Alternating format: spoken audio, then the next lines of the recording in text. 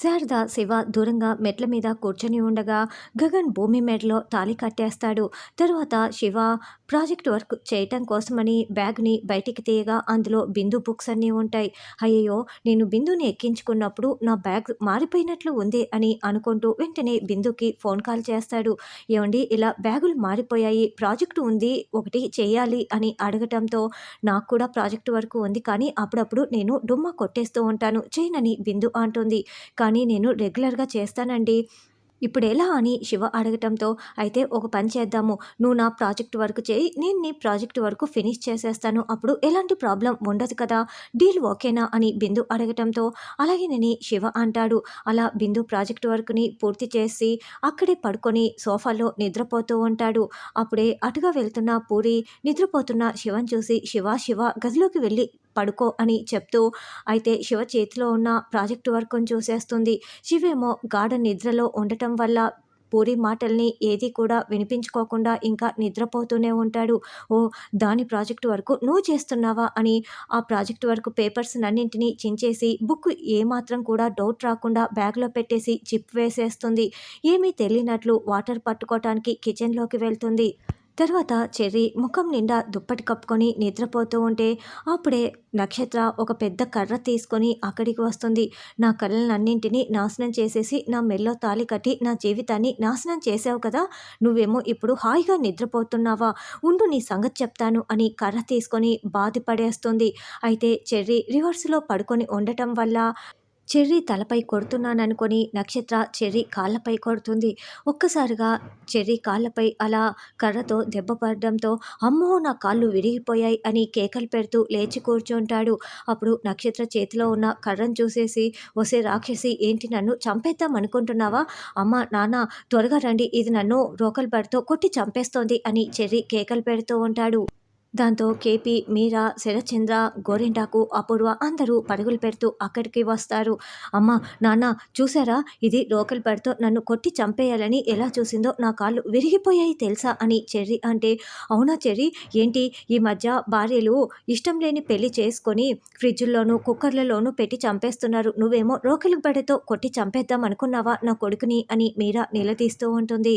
ఏంటి నక్షత్ర ఇది అని అప్పుడు అడగటంతో, నేనేమీ కావాలని కొట్టలేదు, నా గదిలోకి ఇక్కడ ఒక తేలు వచ్చింది, దానిని కొట్టబోతే పొరపాటున నా భర్త కాళ్ళకు తగిలింది అంతేనని నక్షత్ర చెప్తుంది.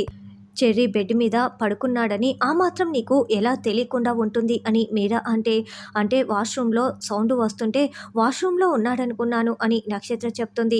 మరైతే తేలేమైపోయింది, రెక్కలొచ్చి ఎగిరిపోయిందా, ఇంత పెద్ద మనిషి నీకు కనపడట్లేదా అని కేపీ అరుస్తూ ఉంటాడు. ఏంటి కేపీ, నా కూతురు మీద అరిచేస్తున్నావు, అంటే కావాలని చేసింది అంటున్నావా అని అప్పుడు ఇందులో డౌట్ ఏముంది, ఇష్టం లేని పెళ్ళి చేసుకున్నందుకు కావాలని ఇలా హెరాస్మెంట్ చేస్తోంది అని కేపీ అంటాడు. అయ్యో మామయ్య, చెర్రీ నా మెడలో తాళి కట్టినందుకు ముందు కోపం వచ్చింది, చాలా కోపం వచ్చింది, తర్వాత నేను మారిపోయాను, నా భర్తని నేను చాలా బాగా చూసుకుంటున్నాను, పిల్ల పాపలతో సంతోషంగా ఉండాలని కోరుకుంటున్నాను మామయ్య అని నక్షత్ర చెప్తుంది. అమ్మో, దీనికి ఆస్కార్ కంటే పెద్ద అవార్డు ఇవ్వాలి అని గోరింటాకు అనుకుంటూ ఉంటే, నేనైనా ఆలోచించి చెప్తానేమో, ఇది ఏం మాట్లాడుతోందో చూడు, దీంతో కొంచెం జాగ్రత్తగా ఉండాలి అని అపూర్వ కూడా మనసులో అనుకుంటూ ఉంటుంది. అయినా ఇంతలా కొడతారా, అయ్యో చెర్రీ చాలా నొప్పిగా ఉందా అని మీరా అంటుంటే, కాళ్ళు చూడమ్మా ఎలా వాచిపోతున్నాయో అని చెర్రీ విలువెల్లాడిపోతూ ఉంటాడు. అయితే హాస్పిటల్కి వెళ్దాం అన్నయ్య, ఎంతలా వాచిపోతున్నాయో చూడు అని మీరా అంటే, వద్దు, ఎవడు హాస్పిటల్కి తీసుకువెళ్ళను అవసరం లేదు, ఇది నక్షత్ర తప్పు చేయటం వల్లే జరిగింది కాబట్టి నక్షత్రనే దగ్గరుండి తీసుకువెళ్తుంది, అంతేకాదు దగ్గరుండి చెర్రీకి ఏమేం కావాలో అన్ని సేవలు కూడా నక్షత్రే చేయాలి అని శరత్చంద్ర చెప్పడంతో, బావా ఆ పనులన్నీ నక్షత్ర ఎలా చేస్తుంది, పని వాళ్ళని పెడదాంలే అని అపూర్వ అంటే, లేదు, ఇప్పటికీ నువ్వు నా పనులన్నీ నువ్వే చేస్తున్నావు కదా, అలాగే భర్త బాగోగులని భార్య అయినా నక్షత్రే చూసుకోవాలని శరత్చంద్ర చెప్పడంతో, అలాగే డాడీ నేనే చూసుకుంటానని నక్షత్ర చెప్తుంది. ఇక నేను చచ్చినట్లే అని చెర్రీ అనుకుంటూ ఉంటాడు. తర్వాత తెల్లవారగానే ఉదయ్, అమ్మ, నాన్న ముగ్గురు రావటంతో "రెండో దిన్ గారు" అని అపూర్వ రిసీవ్ చేసుకుంటూ ఉంటుంది. "లేదు, నేను మాట్లాడడానికే, తేల్చుకోవటానికే వచ్చాము" అని ఉదయ్ వాళ్ళ అమ్మ అనడంతో ఏమైందంటూ శరత్చంద్ర, మిగతా ఫ్యామిలీ మెంబర్స్ అందరూ అక్కడికి వస్తారు. అసలు భూమి చాలా మంచిది. వాళ్ళ అమ్మ శోభాచంద్రలాగే మంచి గుణగణాలు కలిగి ఉంటుంది. మీ పెంపకం అలాంటిదనుకుంటే అసలు ఇలాంటిదని మాకు ఇప్పుడే అర్థమవుతోంది అని అనడంతో, "అదేంటి, భూమి చాలా మంచిది. మీరెందుకు ఇలా మాట్లాడుతున్నారో అర్థం కావటం లేదు" అని శరత్చంద్ర అంటాడు. "ఏంటి ఉదయ్, మీ మధ్య ఏదైనా గొడవ జరిగిందా?" అని శరత్చంద్ర అనడంతో, "మా మధ్య ఏదైనా గొడవ జరిగితే పర్వాలేదు అంకుల్. కానీ భూమి మనసులో అసలు నేను లేకపోతే, నాకు స్థానమే లేకపోతే వేరొకరు ఉంటే" అని ఉదయ్ అంటుంటే, "చూడు, ఆ పెళ్లి ఆగిపోయిన తర్వాత భూమి ఇంకా అలా ఉంది అంతే. నువ్వు తప్పుగా అర్థం చేసుకోవద్దు" అని శరత్చంద్ర అంటే, "ఆ మాట ఈ వీడియో చూసిన తర్వాత మాట్లాడండి అంకుల్" అని గగన్, భూమి క్లోజ్‌గా మాట్లాడుకున్న వీడియోని, గగన్ భూమిని ఎత్తుకొని వెళ్తున్న వీడియోని చూపిస్తూ ఉంటాడు. "బావా, ఏమైంది బావా" అంటూ అపూర్వ కూడా చూస్తూ ఉంటుంది. "చూశారుగా, వదిలేసిన ప్రియుడితో మీ ఇంటి అమ్మాయి ప్రేమాయణం. అలా చూసిన తర్వాత మా వాడు అసలు వాళ్ళ ఫ్రెండ్స్ ముందు తల ఎత్తుకోలేక ఇంటికి వచ్చిన తర్వాత చావబోయాడు. మేము అప్రమత్తంగా ఉన్నాం కాబట్టి కాపాడుకున్నాము. లేకపోతే ఈరోజు సూర్యుడు ఉదయించిన తర్వాత మా ఉదయ్‌ని మేము చూసేవాళ్ళమే కాదు" అని ఆవిడ అంటుంది. "స్నేహితుడని మేము ఒప్పుకున్నందుకు మా చెప్పుతో మేమే కొట్టుకోవాలి" అని ఉదయ్ వాళ్ళ నాన్న అంటారు. "ఏంటి అలా చూస్తున్నారు? మీరు కూడా చూడండి ఈ భాగోతం" అంటూ ఫోనును తీసి కేపీ మీరా చేతిలో పెడుతుంది. "ఏంటి బావా, భూమి అలా మంచిది, ఇలా మంచిది అని మాట్లాడతావు కదా, ఇప్పుడేమి మాట్లాడవేంటి బావా" అని అపూర్వ నిలదీస్తూ ఉంటే, "లేదు, భూమి చాలా మంచిది. అసలు ఇలాంటి కల్చర్‌కి కూడా చాలా దూరంగా ఉంటుంది. నేను వెళ్ళనని చెప్తే నేనే బతిమలాడి పంపించాను, ఒప్పించి పంపించాను. అలాంటి భూమి ఎందుకు తాగుతుంది? నాకు భూమిపై నమ్మకం ఉంది" అని శరత్చంద్ర అంటే, "అవును, భూమి తాగలేదు. నేనే భూమి తాగే కూల్ డ్రింక్‌లో మత్తు మందు కలిపాను" అని ఉదయ్ చెప్తాడు. దాంతో వెంటనే శరత్చంద్ర ఉదయ్ చెంప పగలగొట్టి, "నిన్ను నమ్మి నా కూతురు భూమిని నీతో పంపిస్తే తను తాగే కూల్ డ్రింక్‌లో మత్తు మందు కలుపుతావా" అని నిలదీస్తూ ఉంటాడు. "అసలు నువ్వు మనిషివేనా?" అంటూ తిడుతూ ఉంటే, "కలపకట్టే కదు బావా, ఇప్పుడు భూమి మనసులో ఏముందో బయటపడింది" అని అపూర్వ అంటుంది.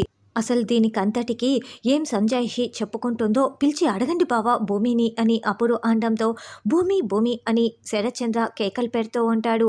ఇంత జరుగుతున్నా కూడా అసలు ఏం చేస్తుందో, "ఉండు బావా, నేనే వెళ్ళి తీసుకువస్తానని" అపూర్వ వెళ్తుంది. అపూర్వ భూమిని లాక్కురాగానే, "నాన్న, ఏమైంది" అని అక్కడ ఉన్న వాళ్ళనందరినీ చూస్తూ భూమి ప్రశ్నిస్తూ ఉంటుంది. "చేసిందంతా చేసేసి ఏమీ తెలియనట్లు నంగనాచిలాగా ఏం అడుగుతున్నావే? ఈ ఇంటి పరువుని తెల్లారకట్లా ఇలా చేసేసావు కదా, నువ్వే చూడు" అంటూ ఆ వీడియోని భూమికి చూపించేస్తుంది. భూమి షాకింగ్‌గా ఆ వీడియోని చూస్తూ టెన్షన్ పడుతూ ఉంటుంది. "అసలు ఆ గగన్ గారిని ప్రేమించటం లేదు, నా మాట వింటానని చెప్పి నా పరువుని నట్టేట ముంచేసావు కదా, నన్ను నిలువున మోసం చేసేసావు కదా, ఎందుకు నన్ను మోసం చేశావు? ఎందుకు అబద్ధం చెప్పావు? అసలు మీ అమ్మ చచ్చిపోయి బ్రతికిపోయింది. లేకపోతే ఇప్పుడు బ్రతికి ఉంటే ఇప్పుడు చచ్చిపోయి ఉండేది" అని శరత్చంద్ర చెప్తుంటే భూమి చాలా ఏడుస్తూ ఉంటుంది. "చెప్పు, నన్నెందుకు మోసం చేయాలనిపించింది చెప్పు" అంటూ శరత్చంద్ర భూమి చెంప పగలగొట్టగానే భూమి సోఫాపై పడిపోతుంది. ఇక వెంటనే భూమి మెడలో ఉన్న తాళి కాస్త బయట పడిపోతుంది. "రేయ్, ఇంకా ఏంట్రా చూస్తూ నిలబడ్డావు, పద వెళ్దాం" అని ఉదయ్ వాళ్ళమ్మ అనడంతో ఉదయ్ వాళ్ళ అమ్మ, నాన్న అక్కడి నుంచి వెళ్ళిపోతారు. "సమాధానం చెప్పవేంటి" అని శరత్చంద్ర భూమిని తిప్పగానే మెడలో ఉన్న తాళి కనపడడంతో, "ఏంటి, ఈ తాళేంటి" అని శరత్చంద్ర నిలదీస్తూ ఉంటాడు. "మర్యాదగా సమాధానం చెప్తావా లేదా" అని అరవటంతో, "రాత్రి గగన్ బావ నా మెడలో కట్టేశాడు" అని భూమి ఏడుస్తూ చెప్తుంది. "వాడు కడుతుంటే నా అంగీకారం లేకుండా అసలు పెళ్ళే చేసుకోనన్న నువ్వు ఎలా కట్టించుకున్నావమ్మా" అని శరత్చంద్ర ఏడుస్తూ నిలదీస్తూ ఉంటే, "ఎలా ఏంటి బావా, వీడియో చూస్తుంటేనే అర్థం అవటం లేదా? వాళ్ళిద్దరూ ఫుల్లుగా బాగా మత్తులో ఉన్నారు. మత్తులో ఉన్నప్పుడే నిజాలు బయటికి వస్తాయి అంటారు కదా. వాడితో తాళి కట్టించుకోవటానికి నీ బోడి అనుమతి ఎందుకని కట్టించేసుకొని ఉంటుంది" అని అపూర్వ అంటే, "అయితే నీ అనుమతి లేకుండా ఈ తాళి కట్టాడు కాబట్టి ఈ తాళికి విలువ లేదు, నీ మెడలో ఉండటానికి వీల్లేదు" అని శరత్చంద్ర తాళి లాగేస్తూ ఉంటాడు.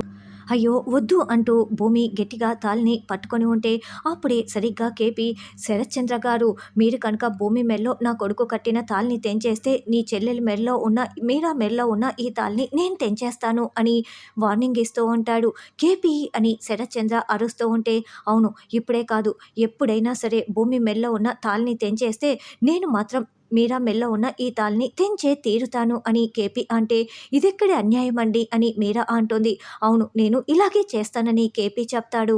దాంతో శరత్ చంద్ర తాళి వదిలేస్తాడు.